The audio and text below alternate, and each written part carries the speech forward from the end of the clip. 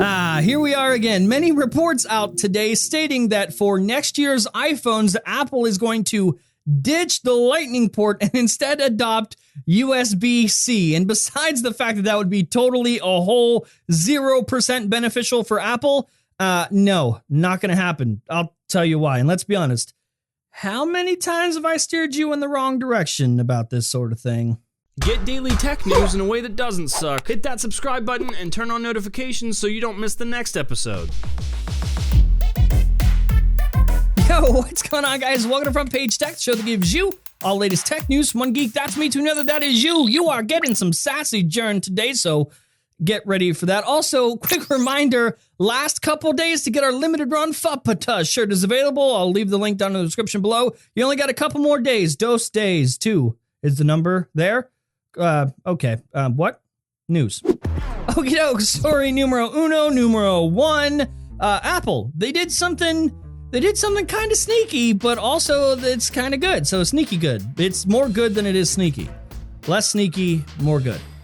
Now, I say sneaky just because, well, they didn't tell us they were going to do it. Sometime last week, Apple actually changed their guidelines in the App Store, but they didn't announce it or anything. They now no longer allow developers to sell or share the user's contacts. So it was a thing, it's a thing on iOS and on Android. You download an app, the app sort of like sifts through and collects your contacts that are in your phone, whether you know it or not, and then they are able to sell and share that information. But now, at least on the App Store, that is banned. No longer allowed unless you give the app explicit consent. This is great. If there's one thing you can't say about Apple with all the controversies, there's one thing you can't say, it's that they don't care about user privacy. They definitely do. It is a high priority for them, and this is something I really, really love. So good job, Timmy.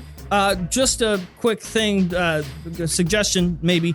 While you're banning stuff in the App Store, could you also just ban Snapchat? Not that it like messes with user privacy or anything, but just to put them out of their misery.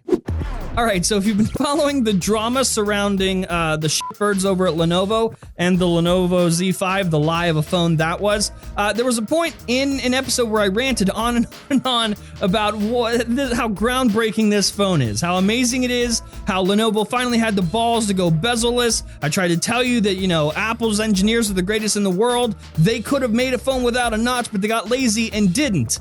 And then the Z5 came out and it was totally awful and terrible, and everyone came at me saying, well, you were wrong, you better take back everything you said about Apple. See, Apple's engineers, they had to implement the notch. It's very vital. They had to put it there. There was no way around it. Do you take back what you said, John? And I said, no, absolutely not. I don't take that back. And this is why.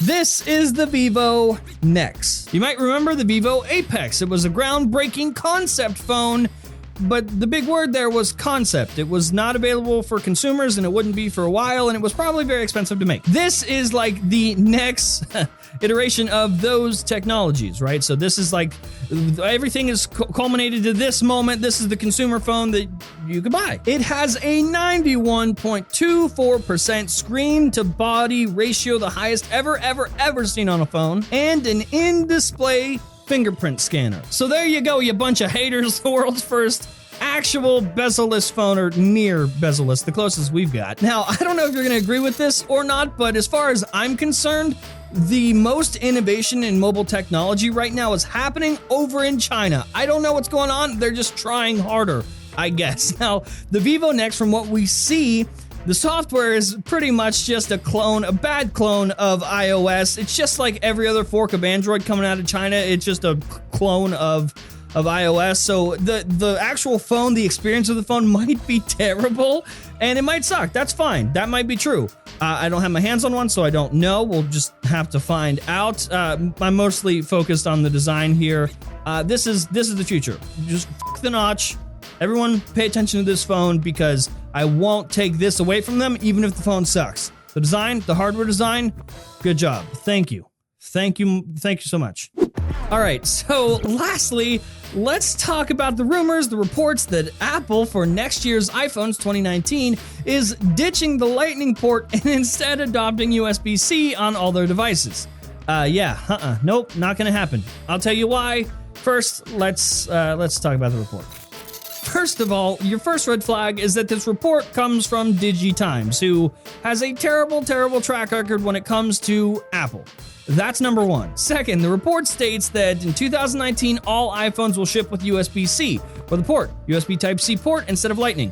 But in that same report, they also say that to help prepare people, to help the transition be easier for iOS devices, this year they're going to be shipping Lightning to USB-C cable adapter things with the devices to sort of make it easier and prepare for next year for all the devices to have USB-C. Now, to be clear, this is not the first time we've heard rumors like this. Like, we hear this every year. In fact, last year, the Wall Street Journal reported the same thing.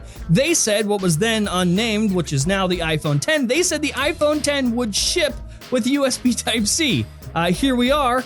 iPhone 10 is out. We have it. No USB-C. Now, the main argument for why Apple will definitely implement USB-C in 2019 is because of the EU. You see, back in 2014, the EU mandated that all phone manufacturers use USB Type-C for charging to make it all universal for everybody. And obviously, it's 2018 now. Still, Apple doesn't give a shit. There's no USB-C port in the iPhone. I've seen a few reports that the EU gave Apple till 2017 to comply to these rules.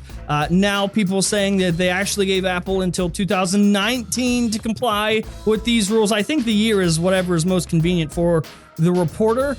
And the answer to that is in the DigiTimes article, I think. Again, the DigiTimes article says that because everything's moving to USB-C next year, the transition for this year is going to be shipping devices with a Lightning to USB-C adapter thing. I mean, first of all, if everything is going to be USB Type-C next year, why in the do we need an adapter? Why would you ship an adapter to help transition people if next year there's no Lightning at all? Why would you ship a Lightning to USB-C adapter if the next iPhones won't have Lightning? It'll all be USB-C. That's the first issue with this. The answer is right there. They're going to comply with the EU and the mandate stating that it has to be able to be charged with USB-C by shipping for free a USB-C adapter, a Lightning to USB-C adapter. They're going to ship it for free, not because it benefits the consumer to make your life easier, because right now you can still get them. They're like $20. You got to buy them separately. But to comply with the EU, they're just going to conveniently ship a connector and adapter thing with the devices. Boom. Technically, it does comply. It does charge USB Type-C. It works that way if you just use the adapter, which comes free with your device. Very, very, very clever. So listen, f*** all the reports, f*** the rumors, none of this matters. It is a nothing burger. Once again, nothing. This doesn't matter. Not going to happen. And that is the show. Hopefully you liked it. You learned something. If you did, hit that like button. If you hate my stupid face, hit the dislike button. And of course, subscribe. And maybe I'll see you tomorrow if YouTube gives you the video. Who really knows right now?